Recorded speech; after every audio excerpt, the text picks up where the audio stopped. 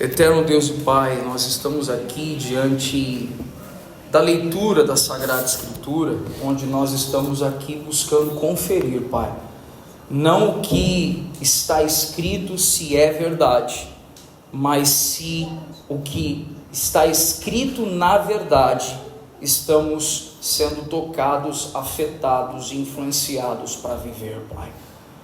Muito mais do que apenas, Senhor, essa leitura pública da Escritura, nós queremos te pedir que as verdades aqui lidas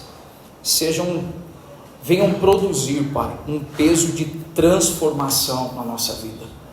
Venha produzir, Pai, um peso de regeneração no nosso coração, no nosso interior. Enquanto compartilhamos a Escritura, que o Adão, em sua natureza, seja mortificado, para que possamos receber toda a palavra com o coração, Pai, rendido, submisso e entregue ao Senhor Jesus, em nome de Jesus, amém. Amém, irmãos? Irmãos, nós temos falado sobre a Epístola de Tiago, e eu gostaria que, se você pudesse retornar no texto, Tiago capítulo 1, você pudesse manter a sua Bíblia aberta.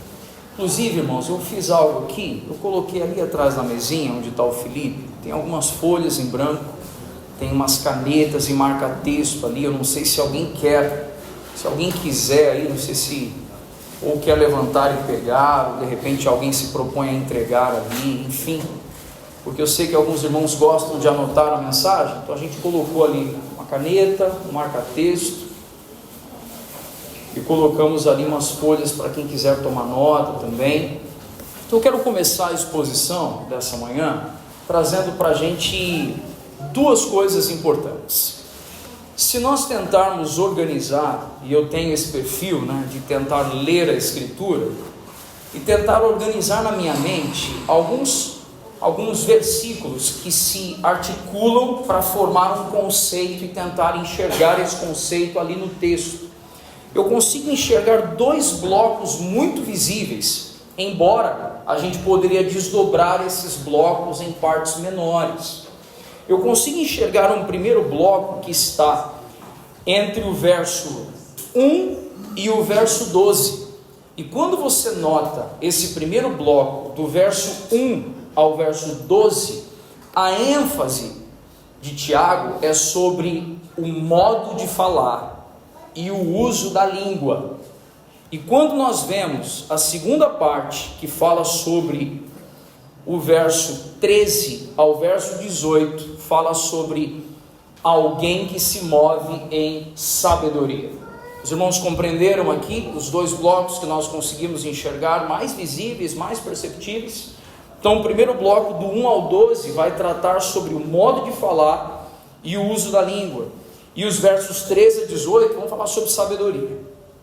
Quando nós olhamos, irmãos, esse texto, a gente encontra algumas coisas importantes, e a gente vai daqui a pouco começar a apontá-las aqui, mas como uma introdução, eu quero revisitar coisas que a gente tem ensinado, a gente tem compartilhado, mas nunca é demais retornar.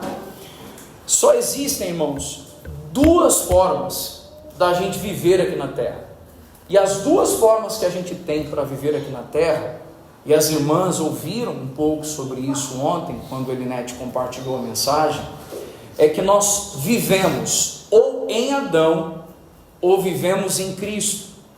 Ou a gente vive com base na natureza e inclinações do homem carnal, que ele é corrupto, ele é falho, ele é limitado, ele é frágil, ou nós vivemos em Cristo, onde temos duas coisas importantes.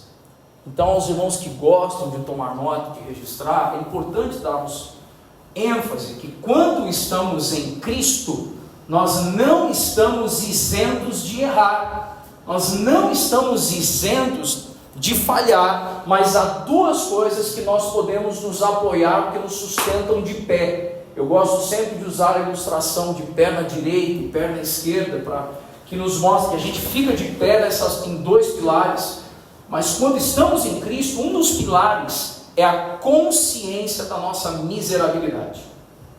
Um dos pilares é termos o entendimento que em nós não há qualquer justiça, que os nossos atos de justiça aos olhos do Senhor, eles são como o que, irmãos? Os irmãos lembram da Escritura que diz? São como trapo de imundícia. Mas há um outro pilar que nos mantém de pé em Cristo. Qual outro pilar, a perna esquerda, que nos mantém em pé em Cristo? É o apoiar-se na graça. Não graça apenas na perspectiva da graça salvífica, mas uma graça como capacitação sobrenatural para vencer o pecado. Então só existem dois modos de viver, ou é em Cristo ou é em Adão. E se eu estou em Cristo, eu compreendo dois pontos principais. O primeiro ponto, eu tenho consciência da minha miserabilidade. Eu tenho consciência que eu não sou perfeito. Então eu não defendo perfeição. Se alguém disser que eu sou ruim, eu vou entrar em acordo com o meu inimigo, vou dizer para ele que eu sou pior do que ele pensa, porque se ele me conhecesse na minha intimidade, ele veria que eu sou pior um pouquinho. Mas eu também me apoio na graça, porque por meio da graça, o Senhor nos dá a condição de vencer o pecado da natureza humana. Quantos compreendem isso até o momento, irmãos? Amém? Diante disso, todas as vezes que é importante compreender, se nos movemos em Adão, e olha como isso é importante, se nos movemos em Adão, muitas vezes, quando temos bons gestos e bons atos, isso tem como base opinião e argumentos humanos com os filtros humanos. Por quê, pastor? Porque é o Senhor que conhece a intenção do nosso coração. Então muitas vezes os nossos bons atos e bons gestos não são porque é uma atitude de alguém regenerado, mas é por alguém talvez buscando um reconhecimento público. O Adão se move dessa forma, mas não em Cristo. Todas as vezes que nos movemos em Cristo, nós temos essa consciência da limitação da nossa parte, mas também nos apoiamos, que é uma sabedoria que vem do alto, que nos capacita para viver dias aqui com discernimento. Você ouviu isso? Somente a sabedoria que vem do alto pode nos colocar em condições de viver dias discernindo as coisas que estamos passando, que estamos enfrentando. Somente a sabedoria do alto nos proporciona isso. No primeiro bloco, entre Tiago versos 1 a 13, é importante nós entendermos que ele começa dirigindo a palavra especificamente: meus irmãos, não sejam muitos de vocês o quê? Qual é a expressão que está aparecendo aí? Mestres, sabendo que seremos julgados com mais o que, gente? Com mais rigor. Quando Tiago está ensinando aqui, ele está enfatizando naturalmente alguém que exerce um ofício de ensino público na igreja. Lembrando, irmãos, que aquele período, quando Tiago estava escrevendo, a igreja não era um salão como esse. A igreja era o que, irmãos? Eram núcleos nas casas. Por isso nós enfatizamos, inclusive essa semana, irmãos, lembrem, nós enfatizamos a importância de valorizarmos o encontro nas casas. Porque nós entendemos que ao valorizarmos o encontro nas casas, estamos correspondendo ao ensino apostólico. Amém, irmãos? E quando Tiago está ensinando, ele está dirigindo aos mestres, mas esse ensino: não sejam muitos de vós mestres, porque seremos julgados com maior rigor. É importante trazermos para a nossa compreensão que não é o único dom derramado sobre a igreja, o dom de ensino. A palavra nos ensina que Jesus Cristo, ele tomou consigo o cativeiro e deu o que, irmãos? Inclusive isso está em Tiago, a gente vai compartilhar isso semana que vem. E deu dons aos homens. Vou fazer uma pergunta assim para você pensar. Quantos aqui compreendem que tem algum dom da parte de Deus? Quantos compreendem que tem um dom da parte de Deus? Sabe qual é o desafio? É porque quando a gente fala sobre dom, a gente sempre pensa em um dom que vai ter algum tipo de visibilidade. A gente sempre pensa: o dom é alguém que tem um dom de ensinar, tem um dom de pregar, e alguém que tem um dom de tocar e de cantar. Só que a palavra nos ensina que Deus deu dons aos homens. Então todos nós recebemos algum dom, algum favor da parte dele, e todos os dons que recebemos devem ser exercitados para o serviço cristão. O que isso quer dizer? Você recebeu algo de Deus, certo? O que você recebeu? Aí é você e Deus, e a gente pode te ajudar a discernir, mas te ajudar a discernir, não dizer o que você tem e o que você não tem. Fez sentido essa reflexão aqui, irmãos, ou não? Então a gente não quer aqui empurrar alguém para fazer algo que o Senhor não derramou sobre esse irmão, sobre essa irmã. Entretanto, aquilo que recebemos, devemos colocar a serviço dos irmãos. E aí quando o Tiago está escrevendo e dizendo assim, irmãos, todos recebemos dons, né? Quando a gente pega o versículo 1, a gente consegue interpretar de algumas formas. E eu quero mencionar aqui que todos os cristãos recebem dons do Espírito e são responsáveis por seu uso em favor da comunidade de discípulos e da igreja local que você exerce. Então, a primeira coisa que ele faz é lembrar isso. Olha, vocês receberam algo. Os mestres, assim como os pastores, eles têm o dever de comunicar, preste atenção nisso. Aí pesa para mim, para o pastor Fábio, para o Rafa, para outros irmãos que ensinam. Olha só, os mestres, assim como os pastores, têm o dever de comunicar corretamente a palavra de Deus e zelar por uma conduta à altura do que pregam. Um juízo mais rigoroso aguarda aqueles que servem como líderes espirituais e que obrigam muitas vezes o povo a duras disciplinas, contudo eles mesmos não seguem. E quando o apóstolo está falando aqui, ele está dizendo assim, olha só, tudo o que vocês ensinam, vocês também serão medidos nesse nível. E quando nós pegamos um comentário, olha que especial isso, um comentário da Bíblia King James, e ele vai falando sobre, o versículo inicial vai trazendo para a gente, quando nós vemos ali, meus irmãos, pulei aqui, não sejam muitos de vocês mestres e tal, o finalzinho do verso 2 vai dizendo, se alguém não tropeça no falar, é um indivíduo o que, irmãos? Perfeito. A expressão perfeito ali não fala de alguém que não erra, mas fala de alguém amadurecido. Ele está dizendo que é indivíduo perfeito, capaz de refrear todo o corpo. E quando nós vemos o comentário da Bíblia King James sobre a preocupação que Tiago estava ali com relação aos mestres, diz assim, a maneira ideal de refrear a língua não é apenas guardar silêncio e ficar amargurado, mas sim submeter ao Senhor toda revolta, tristeza e pensamentos ruins, na certeza de que Ele cuidará de tudo e que não nos é possível resolver, e nos dará a melhor direção para agir na solução dos assuntos que nos dizem respeito. Irmãos, o que o autor da Bíblia King James estava trazendo aqui?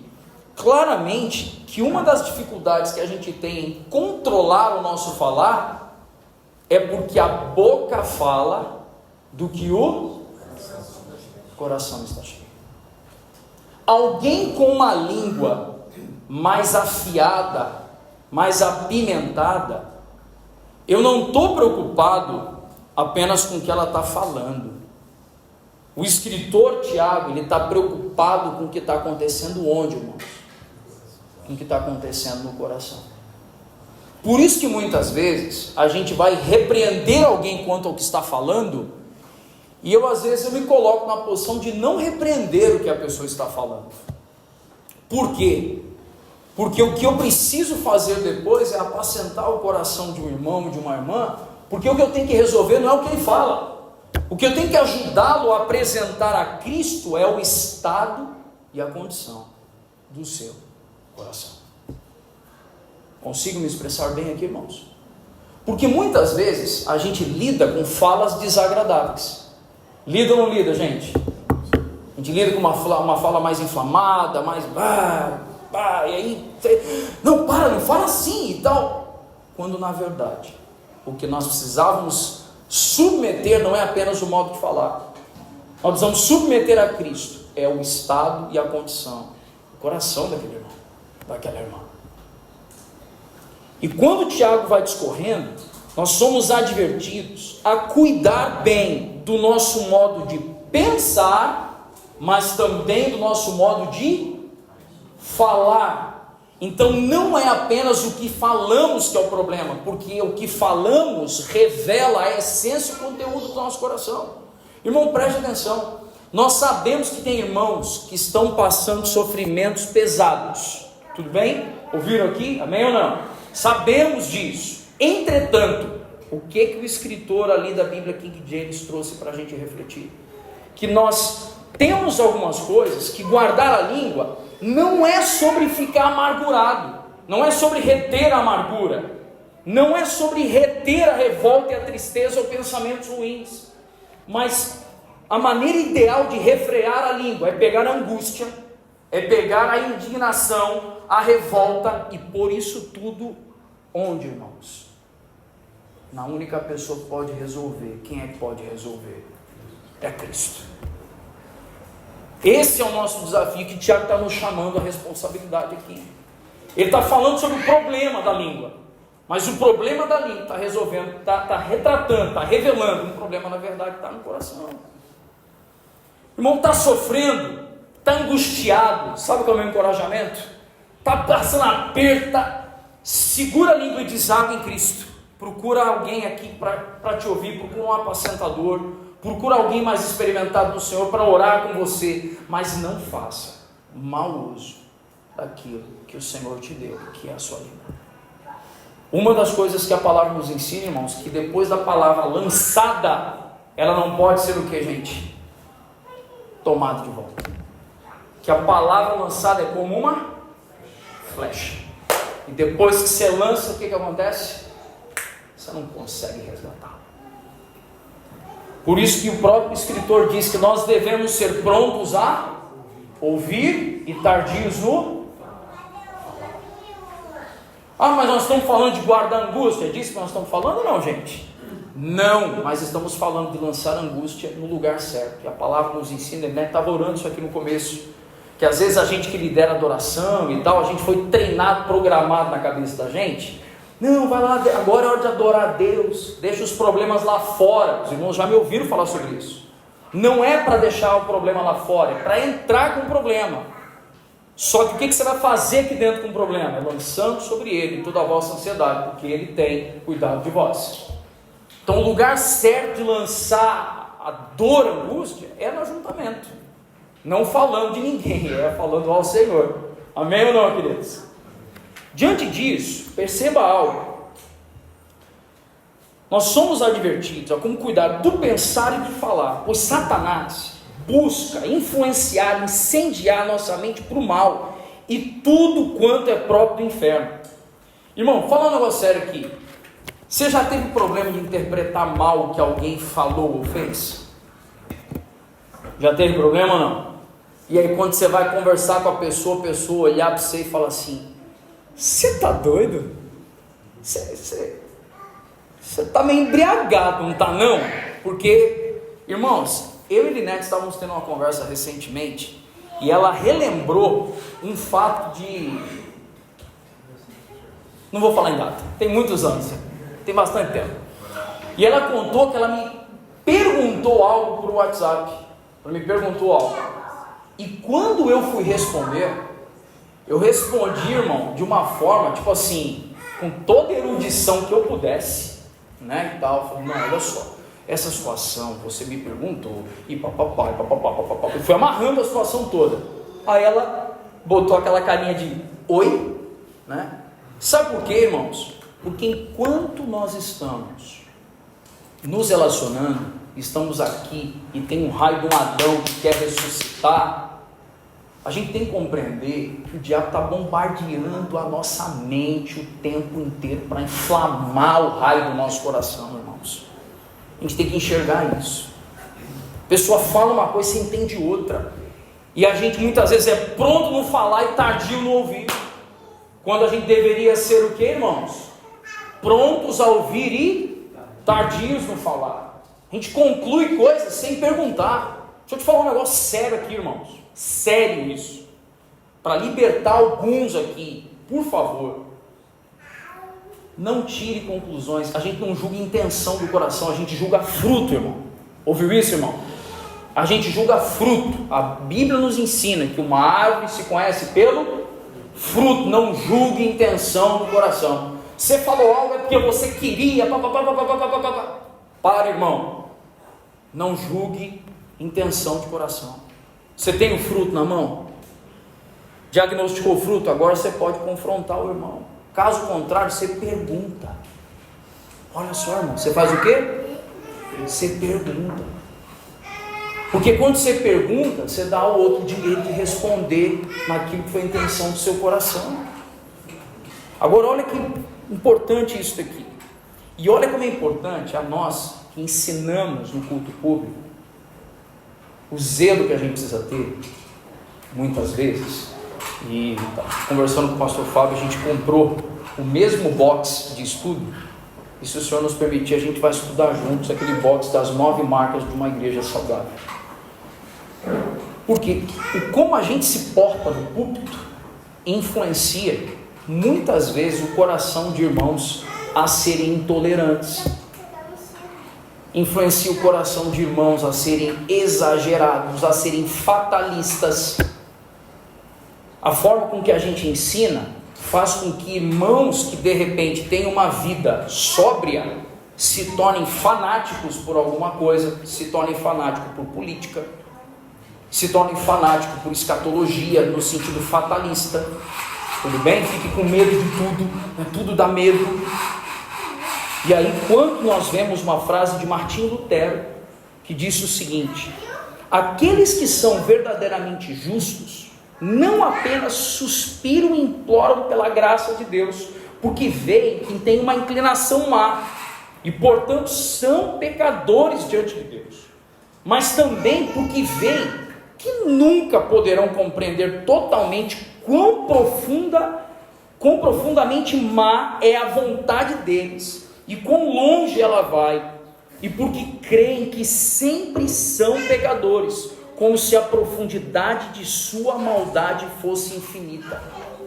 Martinho Lutero estava aqui como alguém que ensinava, reconhecendo que a maldade dele, se não fosse retida pela graça, uma graça que transforma, ele poderia ser levado ao pecado e levar muitos a uma vida de pecado. Por isso os mestres devem exercer esse ofício com tamanho zelo. Você compreende isso ou não, irmão? Diante disso, as boas obras, elas influenciam um coração que foi purificado por Cristo, exatamente o contrário de maldição e jactância. Agora, quando falamos sobre o uso da língua, é hipocrisia e loucura se bendizemos a Deus durante um culto de adoração e em seguida amaldiçoamos alguém feito à semelhança de Deus. Sobre a forma de falar e o uso da língua, eu quero trazer agora alguns pontos. Vamos lá? Volta no texto de Tiago, capítulo 3. Eu gostaria que a gente encontrasse alguns pontos para nós. O verso 3, se colocarmos o quê? Qual a primeira coisa que aparece aí? Freio, esse é o primeiro ponto. Depois diz, no verso 4, observe igualmente os navios são controlados por pequenino quê? Leme. Então nós temos 2 primeiros elementos aqui. Quais são os 2 primeiros elementos? Freio e leme. A língua, eu quero organizar em 3 pequenos blocos aqui. Primeira coisa, a língua tem o poder de dirigir. Freio e leme. Segundo ponto, a língua tem poder de destruir fogo e animal. Terceiro ponto, a língua tem poder de sustentar uma fonte e uma árvore ou fruto. Vamos para o primeiro ponto. Primeiro ponto, a língua tem poder de que eu disse? Dirigir. Quais são os 2 pontos? O freio e o leme. Um pequeno freio permite que o cavaleiro controle um grande cavalo, e um pequeno leme permite que o timoneiro controle um navio enorme. Apesar de ser uma pequena parte do corpo, a língua tem o poder de realizar essas coisas. tanto o freio quanto o leme precisam superar as forças contrárias. Eu quero dar uma pausa aqui. Tanto o freio quanto o leme têm o poder de fazer o quê? Superar forças contrárias. Quando um animal é arredio, o que nós usamos ali? Sobre um cavalo, sobre um animal? Usamos o freio. Ouvindo recentemente o pastor Jonas Madureira, falando sobre a primeira vez que ele foi cavalgar, ele mencionou que ele nunca tinha subido num cavalo. E aí falaram para ele assim: ó, o comando é esse, esse e esse. Se acontecer isso daqui, você faz assim. E ele fez exatamente o contrário, o cavalo disparou. E aí quando o cavalo disparou, outra pessoa veio correndo com o cavalo do lado dele e falou: puxa, puxa. E o cavalo, animal, que era mais bravo, deram para ele o animal mais invocado, de propósito, para fazer uma zoeira com ele, tudo bem? Pregar uma peça nele, quando de repente ele pega aquele animal indomável e ele toma a postura certa. Qual foi a postura certa? Puxou. Quando ele puxa, aquele animal, aparentemente indomável, é freado. Depois ele pega e começa a virar para um lado e virar para o outro. E da mesma forma, a língua é como um freio, capaz de reter algo e capaz de dirigir. Quantos compreendem até o presente momento, irmãos? Da mesma forma, um navio, ele é conduzido por um pequeno o quê? Um pequeno leme. Onde o timoneiro, um sujeitinho pequeno, gente, o cara pode ter 1,50 m de altura, tudo bem? Mas se ele estiver lá, posicionado, um navio enorme, pequeno leme, o que ele fizer vai definir o curso da embarcação. Sabe o que isso nos ensina, irmãos? Nós precisamos compreender o que Wiersbe asseverou aqui dizendo, preste atenção nisso. Temos uma velha natureza que deseja nos controlar e nos fazer pecar. Tem alguém que sente esse desafio aí ou não, gente? Eu vou levantar a mãozinha aqui. Tem alguém que sente aí ou não? A gente tem uma velha natureza, que é o diabo vem, barulhando a cabeça da gente, para fazer a gente, explodir, falar, ferir, machucar. E aí ele diz ainda, Wiersbe, escrevendo, o freio leme tem o poder de dirigir, o que significa que afeta a vida dos outros. Um cavalo disparado ou um naufrágio poderiam causar ferimentos e até mesmo ser fatais para pedestres e passageiros. As palavras que proferimos afetam a vida dos outros. Eu quero que essa frase de Wiersbe ecoe na nossa mente. As palavras que proferimos afetam a vida dos outros. Sabe o que isso nos ensina, irmãos? Que a gente tem que dirigir bem o que estamos dizendo e qual é a direção que estamos dizendo. Boa.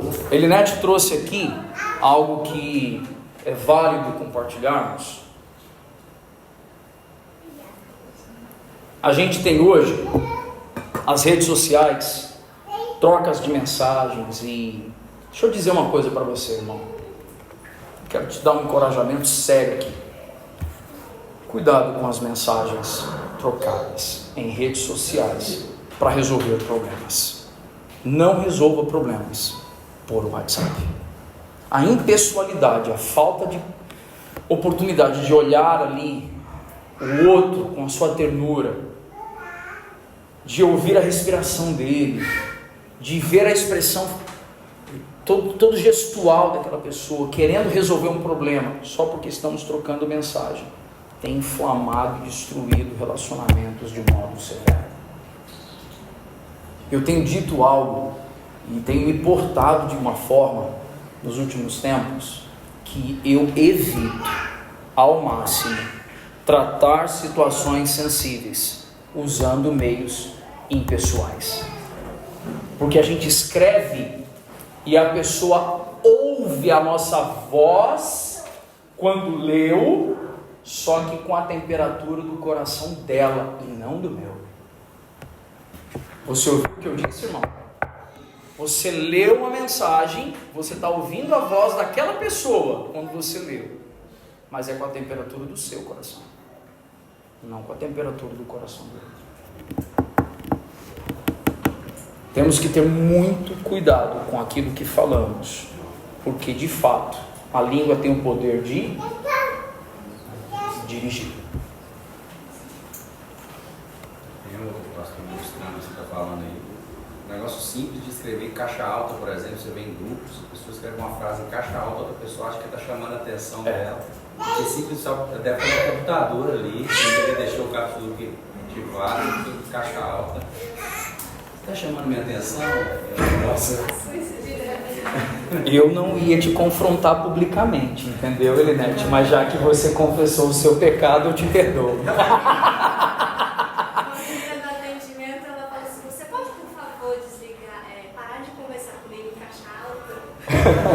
Aí eu falei, por quê? Você está gritando?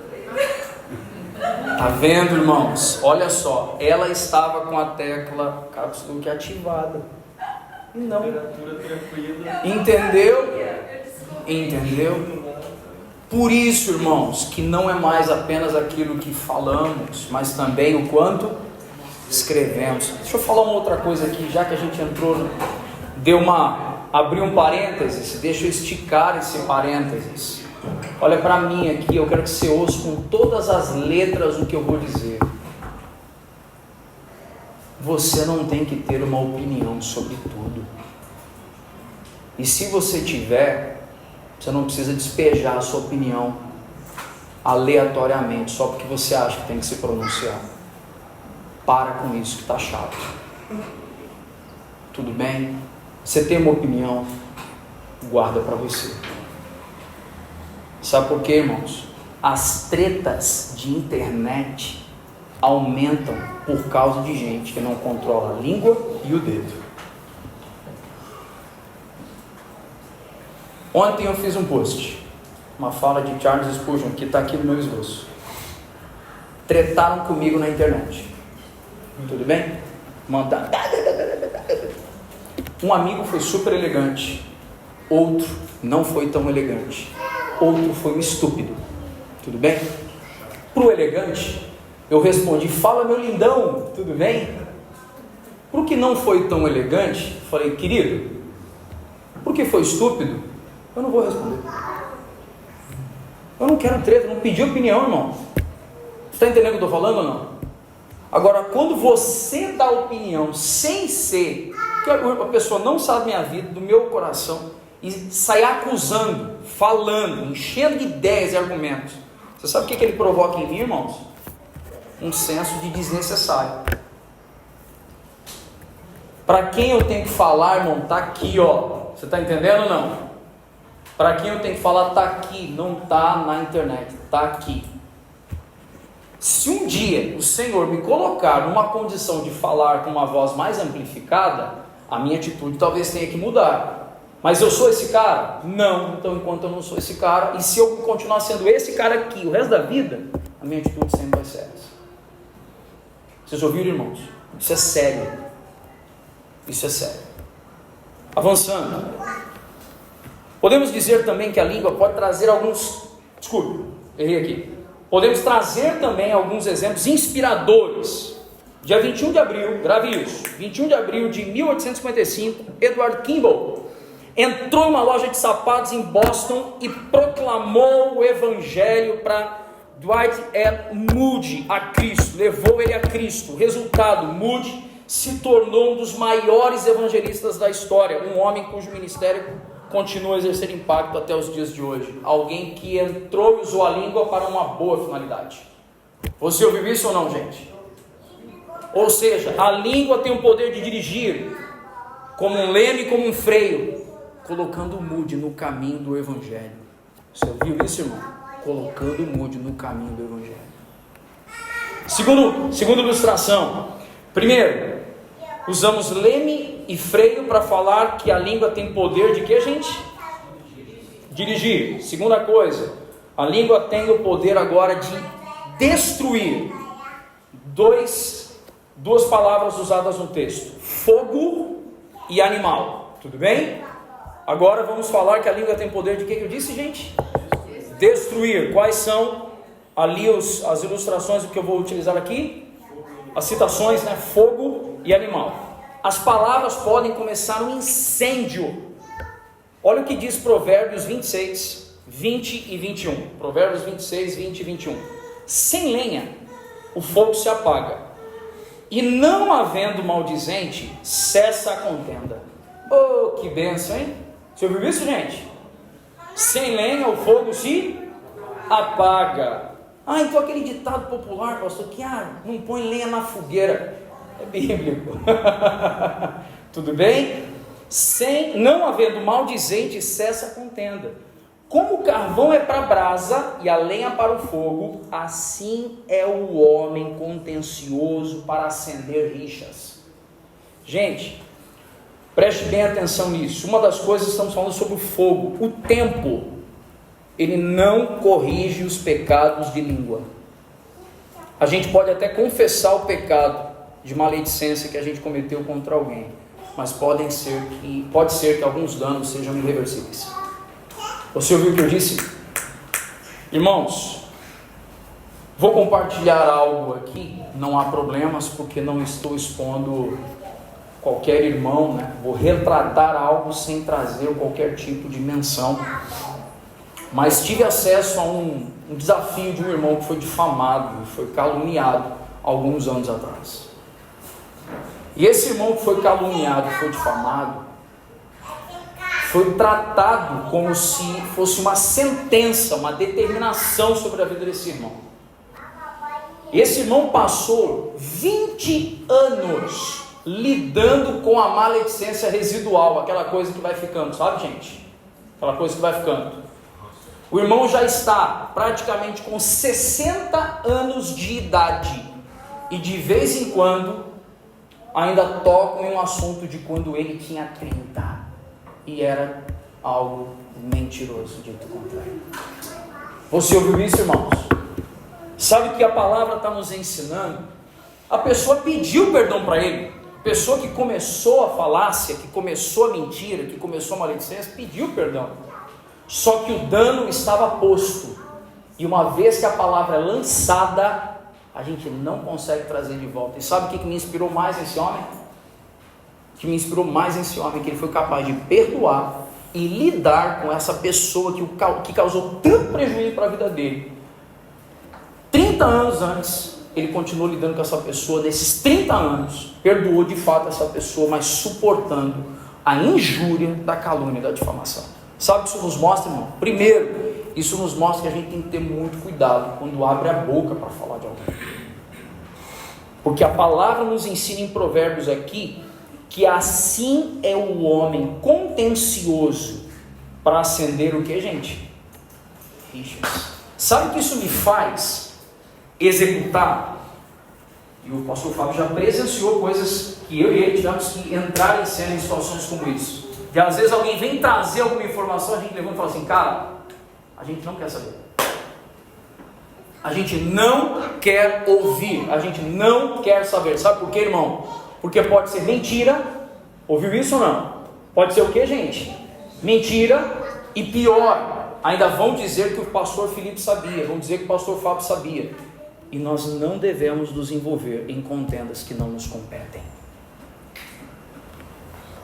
A língua não é apenas semelhante ao fogo, mas também a um animal perigoso. Nós usamos aqui poder para destruir. Falamos de fogo e agora vamos falar de quê? De um animal. É uma fera irrequieta, é um mal incontido. Gente, parece que o coração está ali, incontrolável para falar algo, que procura uma presa e depois ataca e mata. Olha, ouça essa citação. Benjamin Franklin certa vez disse que a fera mais perigosa do mundo tem a sua toca atrás dos dentes. Já tinham ouvido essa, irmãos? Benjamin Franklin certa vez disse que a fera mais perigosa do mundo tem a sua toca atrás dos dentes. Agora preste atenção, estamos falando de alguém que está fazendo mau uso da língua, mas também há pessoas que fazem bom uso, irmãos, da oportunidade de falar. Se Deus acende o fogo e o controla, a língua pode ser um instrumento poderoso para ganhar os perdidos e edificar a igreja. O importante, sem dúvida alguma, é o coração. Irmãos, tem uma oração em Atos capítulo 4, que diz que os primeiros discípulos estavam orando e pedindo ao Senhor ousadia para pregar. Preste atenção nisso. Os discípulos estavam orando e pedindo ao Senhor o quê? Ousadia para pregar. O bom uso do que, gente? Da língua. Se for para ser indomável, que seja um indomável para falar das virtudes daquele que nos chamou das trevas para a sua maravilhosa luz. Que seja um indomável nesse sentido. Que eu possa pregar em tempo e fora de tempo. Que eu possa aproveitar todas as oportunidades, porque os dias são maus. Você compreende isso, meu irmão? Amém?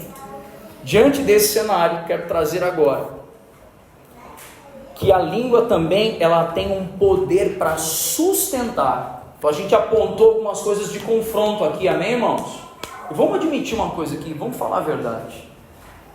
Tem alguém que tem uma família, quando eu digo família, na verdade deixa eu melhorar a minha pergunta.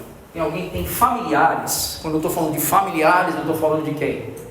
Irmãos, pais, tios, primos. Tem alguém que tem familiares aí que a relação é perfeita, assim, sem problema nenhum?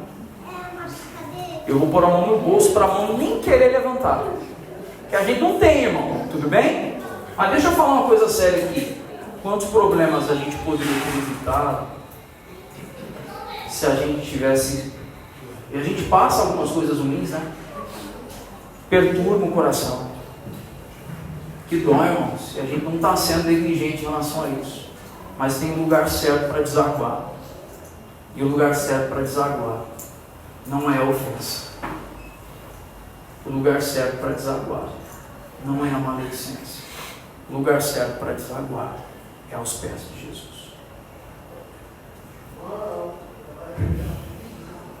Tudo bem, irmãos?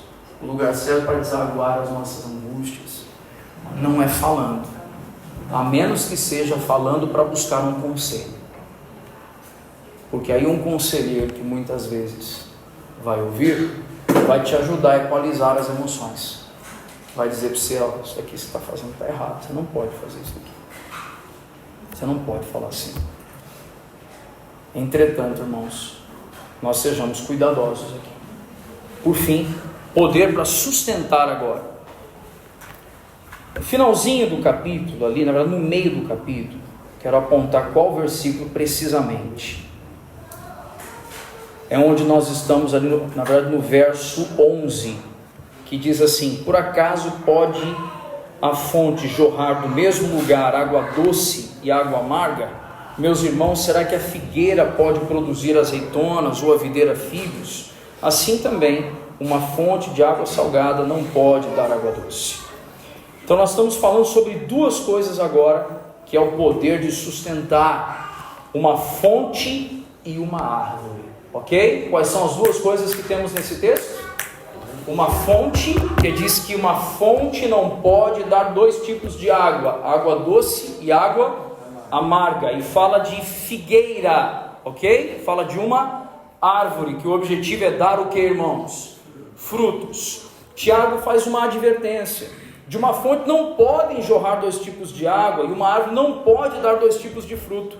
Espera-se que uma fonte jorre água doce todo o tempo, e que de uma figueira que sempre dê figos, e uma oliveira dê olivas. A natureza reproduz-se segundo a sua espécie. Então, quando você vê uma fonte, sua expectativa é encontrar água doce. E ela deve ser assim por todo o tempo. Quando você vê uma figueira, você espera receber dela filhos. E assim ela vai se reproduzindo segundo a sua espécie. Agora perceba que João Calvino nos disse aqui: não pode haver invocação de Deus, e seus louvores necessariamente devem cessar onde prevalece a maledicência, pois é uma ímpia profanação do nome de Deus quando a língua é virulenta para com os irmãos e pretende louvá-lo. Portanto, para que corretamente louvemos a Deus, o vício da maledicência deve cessar entre os irmãos e ser corrigido. Olha como isso é sério, irmãos. A Escritura diz que uma mesma boca não pode adorar ao Senhor e logo depois inflamar-se contra alguém criado à semelhança de Deus. E João Calvino está dizendo aqui claramente para nós que isso seria uma profanação do nome de Deus quando nos movemos dessa forma. Agora, por que isso? Porque o nosso coração, o nosso falar, ele pode ser como águas que proporcionam refrigério para aqueles que nos cercam. Peraí, vamos falar uma coisa aqui. Nascente de águas, Tiago estava escrevendo a um povo que estava no Oriente. Um povo que vivia no Oriente, a temperatura média ali no verão beira 50 graus, muito calor, muita dificuldade de hidratação. Então quando Tiago vai e diz, porque se alguém encontra uma o quê? Fonte. Quem encontra uma fonte, qual a sua necessidade? Se hidratar, beber e trazer refrigério. Sabe o que Tiago está nos dizendo? Irmãos, o falar de vocês deve trazer refrigério. O falar de vocês deve proporcionar fortalecimento para aquela pessoa que está desfalecendo. O falar de vocês não pode ser de um jeito ou outro em momentos diferentes. Ele também fala sobre um lugar onde tem fonte, onde tem águas, vai ter vida, vai ter uma figueira, vai ter uma oliveira ali. Então o falar de vocês, ele tem que ser refrigério, porque proporciona água como uma nascente, mas também tem que ser fortalecimento no alimento. Quando você abre a boca, as pessoas têm que se sentir alimentadas pelo conteúdo que sai da sua boca. Irmãos, preste atenção nisso. Nós precisamos alimentar e refrigerar as pessoas, trazer refrigério às pessoas que estão à nossa volta quando abrimos a nossa boca. E diante disso a gente olha e fala assim: meu Deus, pastor, eu até entendo o que você está falando, mas eu não consigo ver como solucionar isso. E aí a gente entra agora no verso 13, que é a solução para resolver esse problema. O verso 13 está colocando para a gente qual é a solução dessas lutas e desafios. A solução dessas lutas e desafios é a sabedoria que vem de onde? Que vem do alto. Se eu quero fazer, eu compreendo, primeiro, a língua tem poder de conduzir, de dirigir. Quais elementos a gente usou no texto? Leme e freio. A língua tem poder de destruir. Quais os pontos que a gente usou no texto? O animal e o fogo. A língua tem poder agora, como mencionamos, de sustentar. Sustentar com o quê? Quais são os dois pontos que usamos? Uma fonte e a árvore. Eu quero poder viver isso. Então, peraí, qual é o caminho? O caminho é a sabedoria que vem do alto. Verso 13 até o 18. Eu quero poder fazer bom uso do meu falar. Eu quero usar o falar com sabedoria. E aí o texto diz assim, verso 13 em diante, vai nos dizendo o seguinte: quem entre vós é sábio e inteligente? Mostre as suas obras em mansidão de sabedoria, mediante a sua boa conduta. Uma pessoa sábia, ela se revela pelo seu procedimento, pela sua boa, o que, irmãos? Pela sua boa conduta. Perceba algo aqui. Existe aqui o que a gente chamaria, na verdade, quando a gente busca essa sabedoria, existem duas sabedorias contrastando aí no texto: a sabedoria do mundo e a sabedoria do alto, como se fossem duas cidades.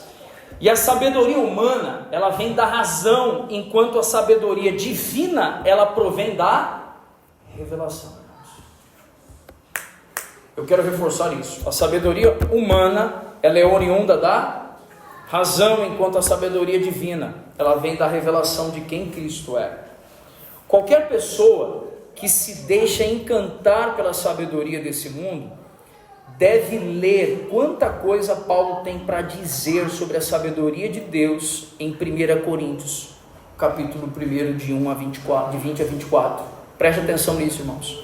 1 Coríntios 1, de 20 a 24, Paulo está escrevendo aqueles irmãos que eram os cabeções, assim, sabe?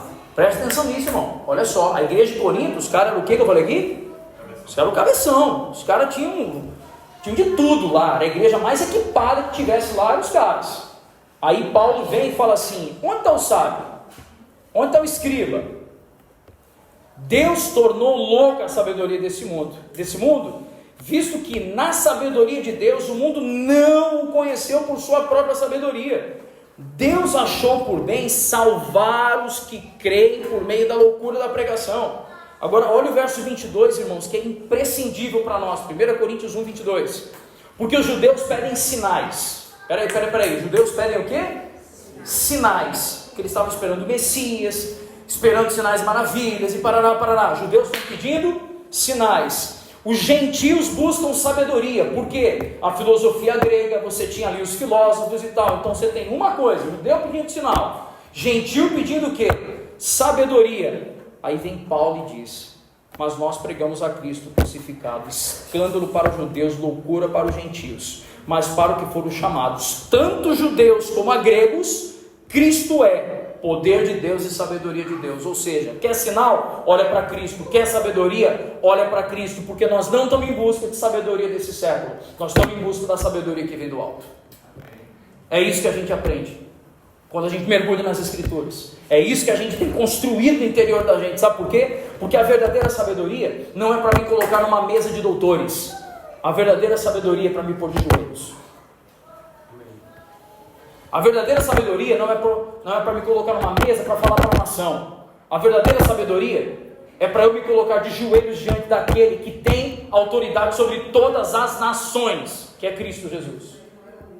Se a nossa teologia não nos põe de joelhos, é só conhecimento humano. Se a nossa teologia não nos prostra aos pés da cruz, a gente só está estudando para a cabeça ficar grande, o coração ressequido, minguado. A teologia precisa produzir homens que têm lágrimas nos olhos, conhecimento na mente e fogo no coração. Esse é o propósito da teologia. Produzir gente que se rende, produzir gente que busca a sabedoria que vem do alto. Esse é o propósito de buscarmos essa sabedoria que vem do Senhor. E aí quando a gente navega no que Tiago estava ensinando, ele coloca assim, na verdade o Wiersbe coloca para a gente aqui: a sabedoria de Deus torna o cristão uma pessoa tratável, uma pessoa fácil de conviver e trabalhar. A sabedoria humana, em contrapartida, torna o indivíduo duro e obstinado. A pessoa tratável está disposta a ouvir todos os lados, enquanto a pessoa obstinada tem sempre a primeira resposta. Percebe isso, irmãos? A sabedoria que vem do alto põe a gente prostrado de joelhos diante do Senhor. A gente não precisa ter razão, a gente já está em Cristo. Você está ouvindo isso ou não? A gente não precisa ter razão, a gente já está ligado na videira que é Cristo Jesus. Finalizando aqui, quando a gente lê sobre a sabedoria ela vai produzir algo na gente. E isso daqui a gente tem que orar, irmãos. A sabedoria ela vai produzir mansidão. Ela vai produzir uma pessoa pacífica, vai produzir gentileza, vai tornar a gente amigável, vai encher o nosso coração de misericórdia, vai tornar a gente autêntico e não fingido. A sabedoria vai fazer a gente aprender a viver em paz. Irmãos, a sabedoria vai fazer a gente aprender a viver em paz. E parar de ser truculento, parar de ser encrenqueiro, parar de ser alguém que não se rende. A sabedoria do alto faz isso com a gente. Vamos orar por isso um pouquinho? Fecha os olhos aí. Essa mensagem, de fato, quando eu falei com ele Net ontem, Net chegou do encontro de mulheres, a Net falou: amor, e a mensagem? Eu falei: amor, essa mensagem vai ser um desafio de ministrar. porque ela vem arrebentando com todos nós. Porque o versículo inicial já fala: se alguém não peca em relação a isso, é homem perfeito. Tem alguém que não peca quanto a isso? Eu também peco nisso, irmãos. Então essa palavra, ela bate aqui, bate aí, bate do lado direito, do lado esquerdo, bate em todo mundo. Só que se nós estamos buscando ter uma vida na sabedoria que vem do alto, a gente até aceita apanhar para ser melhor. Para matar o Adão tem que apanhar. Quando a gente prega a dureza do que está escrito, é a ofensa do Evangelho, não é a ofensa do pregador, é a ofensa do Evangelho, é o Evangelho ofendendo o Adão, para que o Cristo seja formado. Então, se o Evangelho está ofendendo o Adão, está tudo bem. É só o Adão que está reclamando, mas o homem interior tem prazer na lei de Deus. Caiu. Vamos orar. O que eu quero te encorajar agora, já com os olhos fechados? Irmãos, a gente poucas vezes faz isso no nosso período de culto, assim. Mas há momentos que a gente precisa confessar assim ao Senhor coisas que a gente vai ter que resolver depois. E a gente ser nominal nessas coisas. Coisas que a gente falou que não deveria. Coisas que a gente agiu. Tocou em assunto que não nos compete. Nós queremos ter uma vida de mansidão, pacífica. Está falando com o Senhor aí.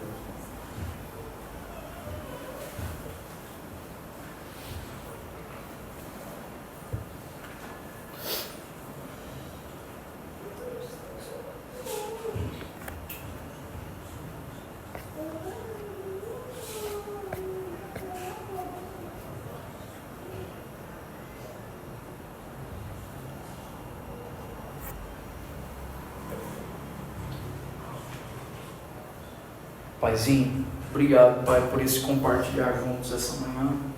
Obrigado porque o Senhor tem trazido para nós uma oportunidade tão singular, Pai, de nos debruçarmos naquilo que está escrito e conferir que estamos aqui para viver juntos, Senhor. Senhor, nós queremos ser conduzidos pelo Senhor, queremos ser guiados pelo Senhor. Assim como lemos em Tiago, essa epístola pastoral, alguém estava preocupado com o modo de vida dos cristãos. Senhor, nós queremos ser esses cristãos que correspondem ao ensinamento do Cristo, que correspondem a esses ensinamentos do apóstolo Tiago, Senhor. Não queremos nos esconder atrás de nós mesmos, nós queremos lidar com essa palavra, Senhor, com leveza em nosso coração. Clamamos, Pai, por isso.